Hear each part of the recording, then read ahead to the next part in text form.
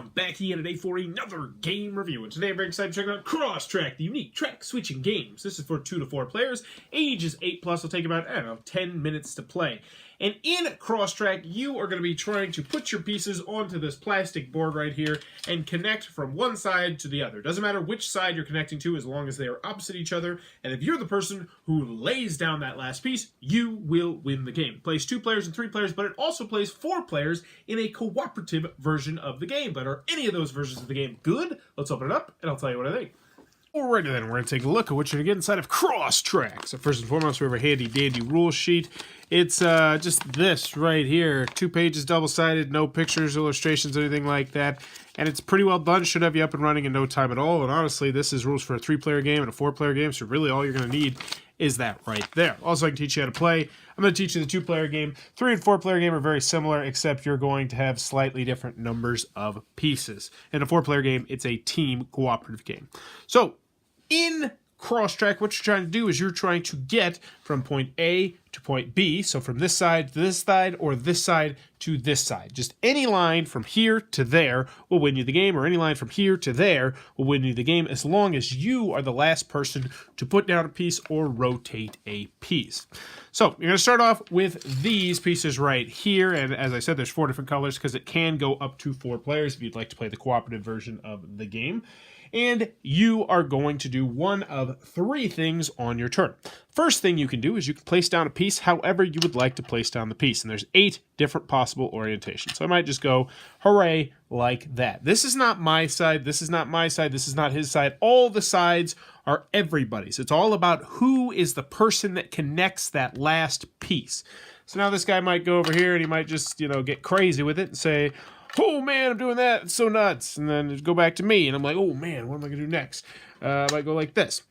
So we'll just go back and forth. We'll play some pieces like this. And then eventually I will show you the next move you can do is that you can rotate any one of the pieces on the board. So let's just say, oh, I'm not happy with this. I can do this, and that would be my turn instead. So you can rotate any one of your pieces however you want to. So this will be used primarily to block people or to string a bunch of stuff together that your opponent might not suspect. So maybe I did it right here so I could get right there. The final thing you can do, so let's just take a couple more turns. So this guy might go here, and then I might go, I might go right here just because. And then somebody else might go, God, the pieces, we'll go here and here and here, and who the hell cares?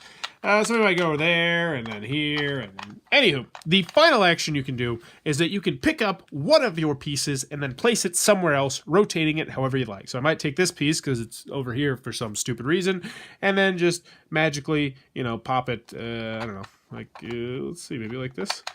Sure, we'll do that. Not really a great move, but that's what I do right there. So the 3 things you can do. You can take one action on your turn. You can play one of your pieces down anywhere you would like. You can rotate any one of your pieces any way you would like of the 8 different ways, or you can pick up one of your pieces and move it somewhere else and rotate it in whatever direction you want.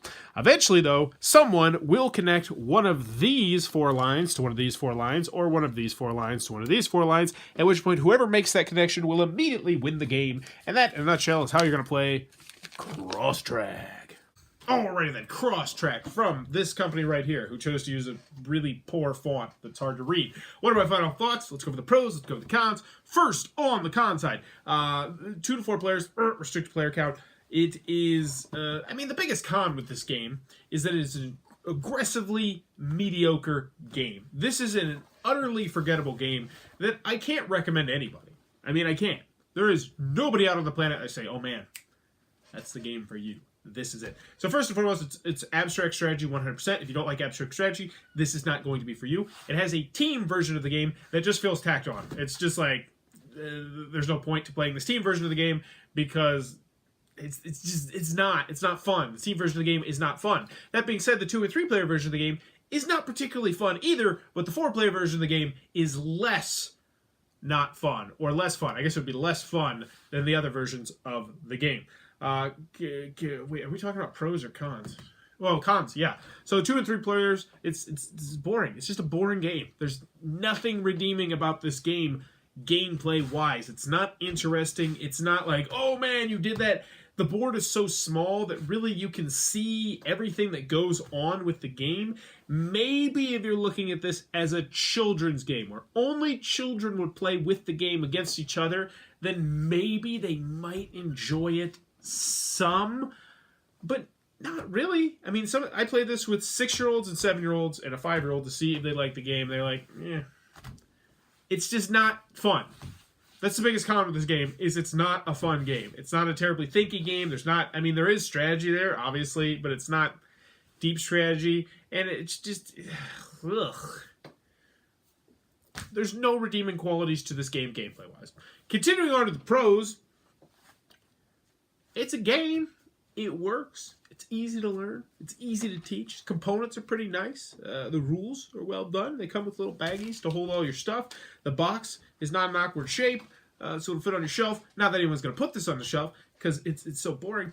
And this game's a really hard game to review in that aspect, because it's not bad, and it's definitely not good. I feel like what I said at the beginning, it is aggressively mediocre, is exactly what you need to know about this. I can't recommend this to anybody. But it's not so bad that you'll remember it, and it's not good by any stretch of the imagination. This might be the most forgettable game that I've ever played in my life. Crosstrack. So in the end, I really don't know what else to say about it. It's not fun, but it's not fun. I mean, it's not like terrible, and it's super quick. I don't know. I'm torn on this one. Crosstrack. Don't get it. Don't look into it.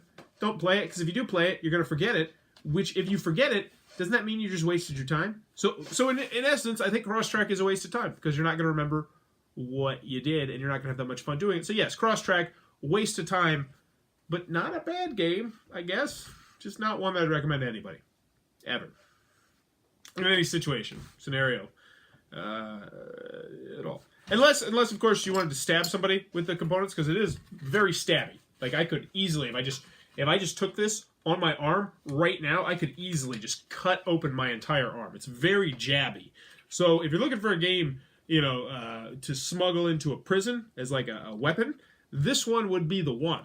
And honestly, that's actually not, that kind of does bump it up like a 0.2 or 0.3, because if I'm thinking about it, like what game I would want in prison if I had to assault someone, I think Crosstrack might be the game, because you could very easily, like, look at these things, you could easily, whittle these down just to stab people with. And because obviously you want a game that's like a sharp thing in it, like a sharp jabby thing, but they're going to look through that and be like, oh, there's a sharp jabby thing in this game, so you wouldn't take it. But this one, I mean, I don't think they're going to look at the bottom of the game that much. So yeah, Crosstrack, good if you plan on stabbing someone in prison. For everybody else, pretty much steer clear. If you enjoyed this review, please click on that subscribe button down below, in the comments below. Let me know, if you're going to stab somebody in prison, what game do you want to stab them with?